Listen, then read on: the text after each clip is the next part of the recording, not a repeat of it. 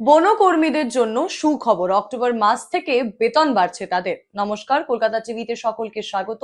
সঙ্গে রয়েছি আমি আয়ুষী। বনকর্মীদের জন্য বড় ঘোষণা রাজ্য সরকারের তরফ থেকে। অক্টোবর মাস থেকেই রেঞ্জ অফিসার, বিট অফিসার এবং ফরেস্ট গার্ডের মাসিক বেতন 5,000 টাকা করে বাড়ানোর কথা ঘোষণা করা হয়েছে। মঙ্গলবার সবুজ স্বাধীনতা কর্মসূচির সূচনা অনুষ্ঠানে এই ঘোষণা করেন মুখ্যমন্ত্রী শুভেন্দু অধিকারী। তার ঘোষণা অনুযায়ী রাজ্যে প্রায় 500 জন রেঞ্জ অফিসার এবং 500 জন বিট অফিসার এই বেতন বৃদ্ধির আওতায় আসবেন। একসঙ্গে প্রায় 650 জন ফরেস্ট গার্ডেরও মাসিক বেতন 5,000 টাকা করে বাড়বে বলে জানিয়েছেন তিনি। শুধু তাই নয়, ভাতা বাড়ছে বন সহায়কদেরও।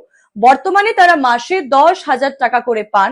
অক্টোবর থেকে সেই টাকা বেড়ে 12,000 টাকা হবে, অর্থাৎ প্রায় 1,500 জন বন সহায়ক মাসে অতিরিক্ত 2,000 টাকা করে পাবেন।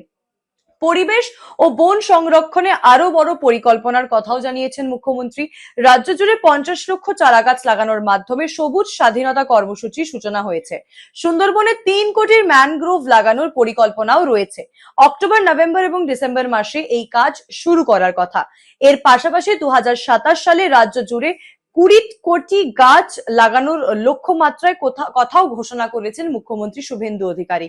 অর্থাৎ একদিকে বন কর্মীদের বেতন ও ভাতা বৃদ্ধি, অন্যদিকে সবুজায়নের বড় পরিকল্পনা। রাজ্য সরকারের মঙ্গলবারের ঘোষণায় একসঙ্গে উঠে এসেছে কর্মীদের আর্থিক সুবিধা এবং পরিবেশ রক্ষার বার্তাও। আরো খবরের জন্য চোখ রাখুন কলকাতা টিভির পর্দায়। রাত দিন 7 দিন।